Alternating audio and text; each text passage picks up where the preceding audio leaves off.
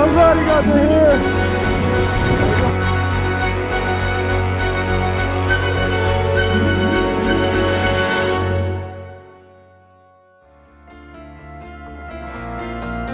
Myrtle Beach has over 10 miles of beach, which means we have 10 miles of ocean.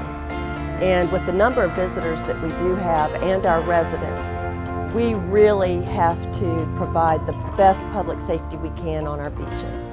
We are relatively a very small town with only 33,000 in our permanent population, but in the summer months we swell to over 18 million plus visitors. So having a dedicated ocean rescue team, I feel, is imperative to our public safety plan. Our police department for over 30 years was responsible for our beach and ocean safety.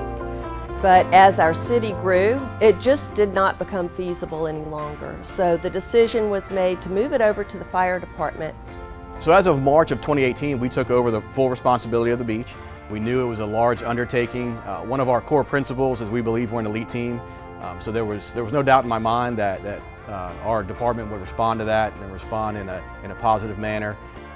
So our ocean rescue team is comprised of 38 specialized individuals that respond to marine incidents. We're one of 8 departments on the East Coast that have the USLA ART certificate. That stands for Aquatic Rescue Response Team, which again we can respond 24 hours a day, 365 days out of the year.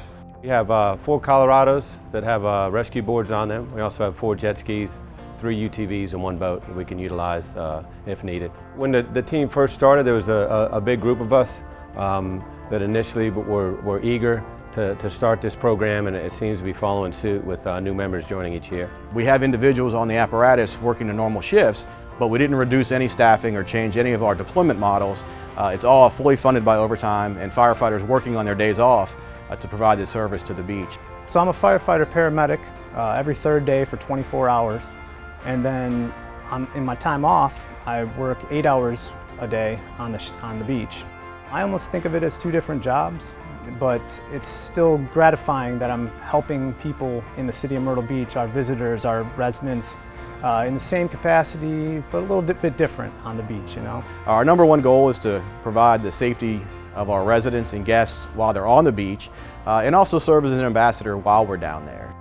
2018 was a great year. 2,000 times we had just normal conversations with people on where to go eat, get directions, that sort of thing. About 500 times our crews down there were able to provide medical assistance, so we didn't have to send an ambulance or a first responder. And we actually had 16 confirmed rescues that summer. Of course, it is getting in the water and saving someone that's in trouble, but it goes beyond that, as in the educational part, letting people know how not to be in that position, talking to them about weather, talking to them about different currents, how to get out of a rip current, how to get out of longshore currents. We have plans for hurricanes, we have plans for fires, but when people go to the beach, we don't necessarily think of having a plan for that. Where do you go if you do lose your child or you become separated?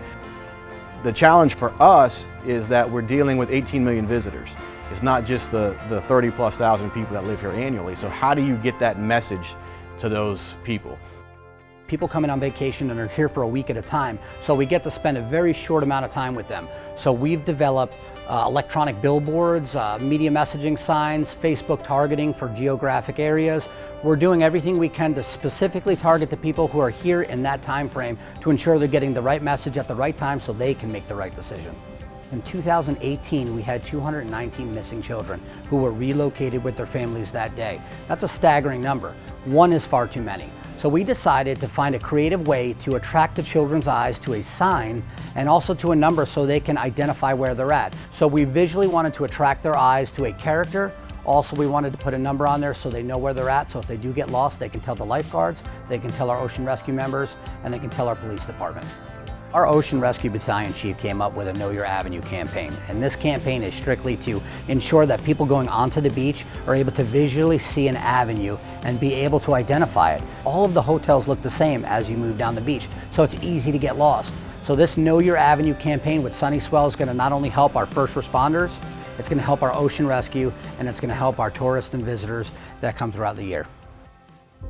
Even one drowning is one too many. But the fact that our drownings have decreased and the patrol of our beaches has increased, I think that is the best measure of success for this program.